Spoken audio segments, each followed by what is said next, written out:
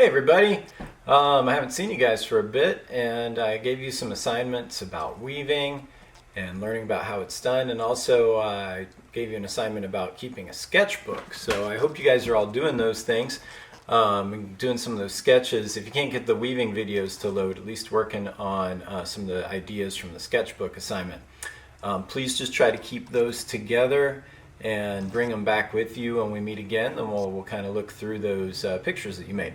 But I thought you guys might want to see some of my sketchbooks. So I've got a few that I've had over the years here, and some of them are kind of old and getting kind of torn up.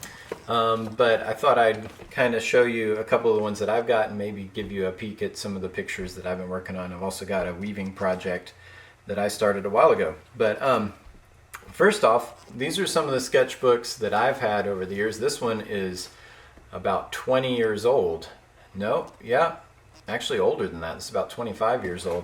And some sketchbooks are small, some are bigger. You might have seen some like this at the store where it's got the ring binding on the side. Those are different kinds of sketchbooks.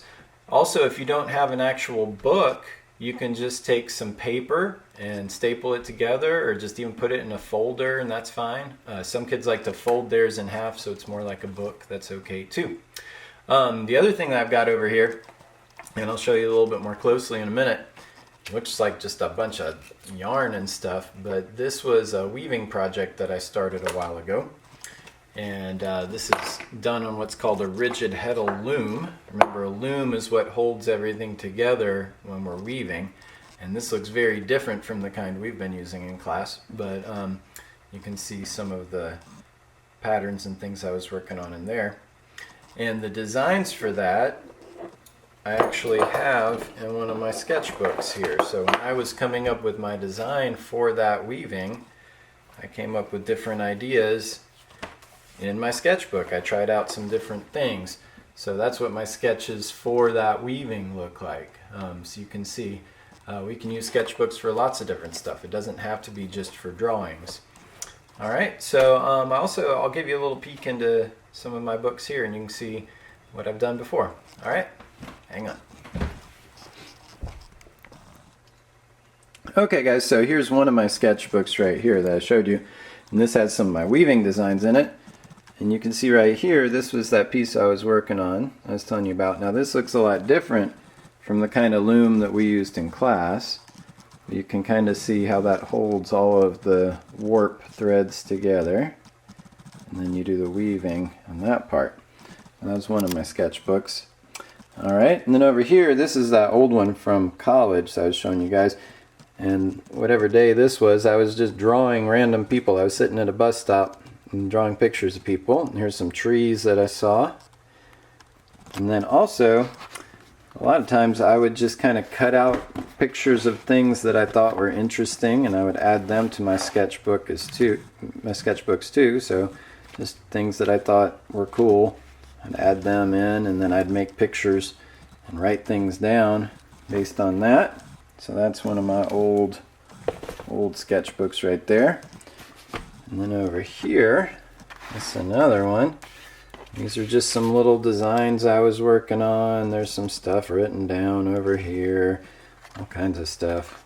So you can see it doesn't have to be super neat, and you can put lots of different pictures on the same page. You don't want to waste your paper on your sketchbook. So, alright, so those were all kind of older sketchbooks, but I still use them these days. Here's one of my newer ones.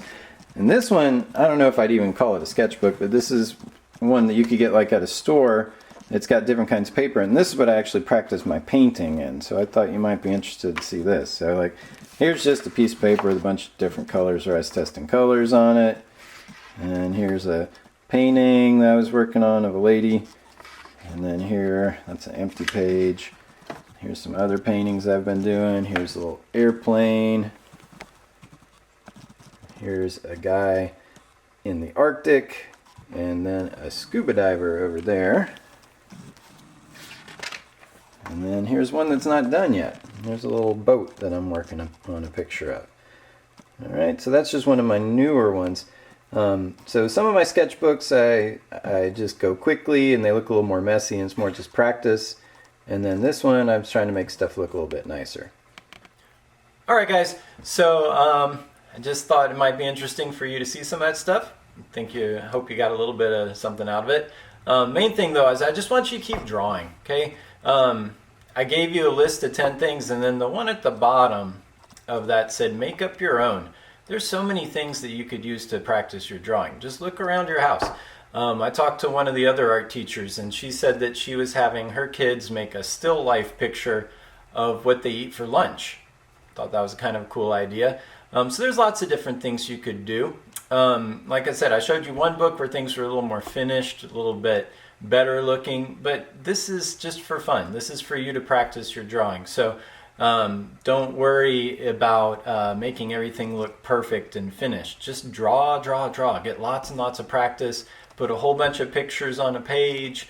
Use your paper wisely. Don't just waste it with one little itty bitty picture in the middle of a big blank piece of paper. That would be wasting. Draw 5 or 10 different pictures all on the same page. Or if you want to do a whole bunch of the same thing, like a whole bunch of animals all on one page. I know one of my 5th graders, she had a little sketchbook, and so that was a little different. On each page she had a different character, and she drew like 10 different characters. Each one was a little bit different, so that might be something fun you can try too.